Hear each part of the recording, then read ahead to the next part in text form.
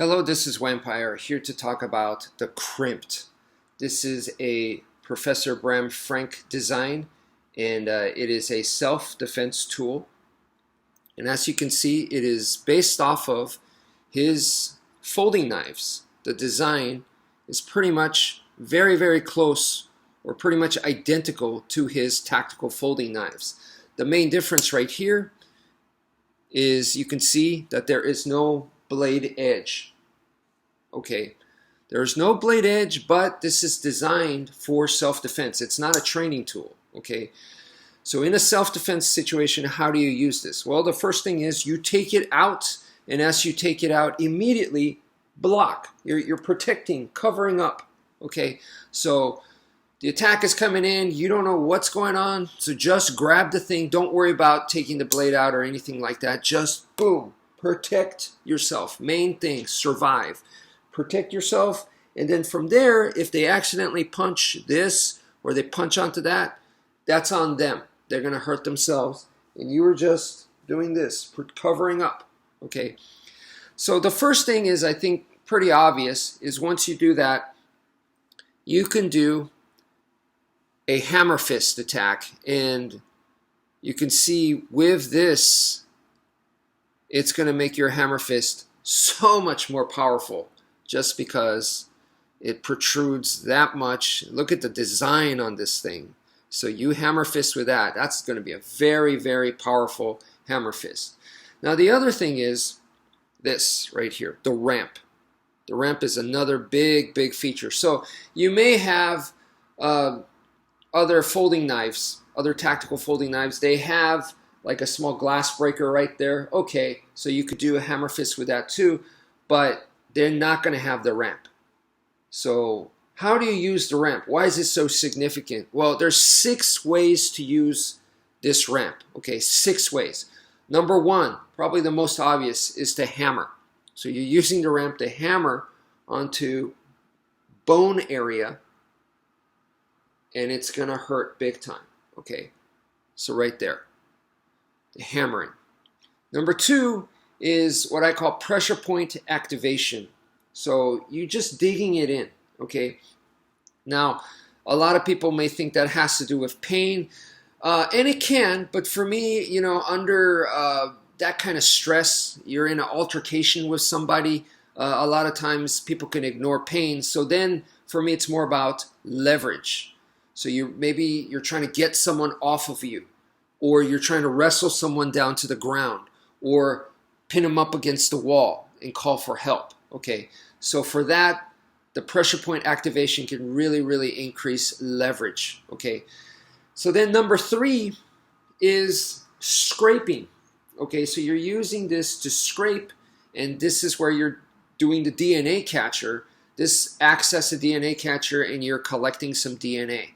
So scrape, you can scrape the face, you can scrape anywhere where there's exposed skin and get that DNA evidence. Okay. Number 4 is pinching. Pinching is you could use your thumb or the pointer finger and press it up against the ramp, and then you're going to catch, you press it up and you catch skin. You can twist it and really dig it in. And this is definitely more of a pain compliance hold type of thing. If you remember back in the day, the school teacher would get the big troublemaker kid right by the ear. She would pinch him hard and just drag him out to the principal's office. Okay, I don't think it's allowed to do, you're not allowed to do that anymore, but was one of the tactics that they would do. They just grab you and pinch you by the ear and just drag you over there. So that's number 4, pinching. Number 5 is the finger lock. So the finger lock, there's multiple ways to do it, but most basic is to basically, you're going to catch a finger, put it up against the ramp, you grab it, and then now you can dig the ramp in, applying pressure, so this will make the body go downwards. You could flip it and make it go upwards. You can manipulate, but the finger lock is very brutal, and you're using the ramp as leverage to lock it up. I mean, you could grab it with 2 fingers, and your thumb, make it more solid, and then apply that leverage. You could twist into it. Very strong finger lock move right there.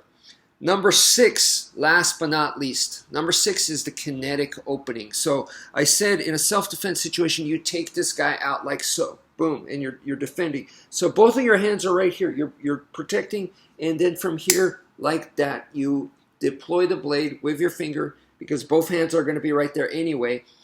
And so that's how you could deploy the blade now. It gives you a little bit more leverage. You know, you could help put them up against the wall. Or you could also use this if you need to search someone's pockets, you know, in case they have a syringe, you know, they're druggy or something. You don't want to put your finger and get nicked by that syringe, by the needle. So you use this instead, okay, to search the pocket. Another thing is if they're trying to close the door on you, you can use this to stop that. Put this right where the hinge is and not let that happen, okay? So you could stop things like that. So that's why it's good to deploy the blade sometimes, all right? So the kinetic opening, I gotta explain about that. That's number 6, the last one. So it's closed right now, and a lot of people mistake it for the wave. The wave is, the Emerson wave is when you take it out of your pocket, it hooks onto your pocket seam, and as you deploy it, it immediately deploys the blade. Okay, this is not it, because remember, we want to use, I just described to you all 6 features of kinetic opening, kinetic opening included, all 6 different features you could use with the ramp. So we want to use that. Therefore, we want this closed, okay? We want to use this closed, and we want to use it as is, okay? Not worry about deploying or anything.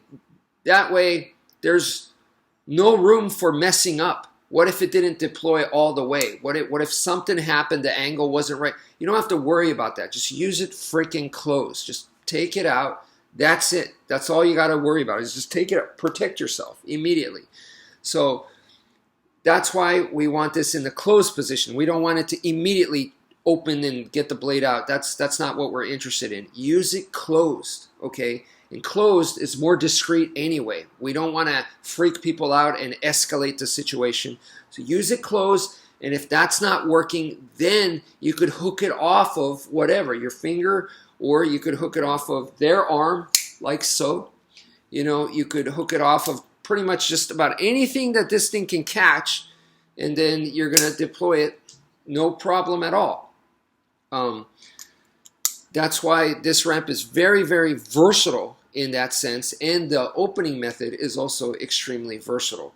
So that hopefully gives you guys an idea of the CRMIPT and also Professor Bram Frank's other knives, because they all gonna for sure, they may not feature this, but they will for sure feature the ramp.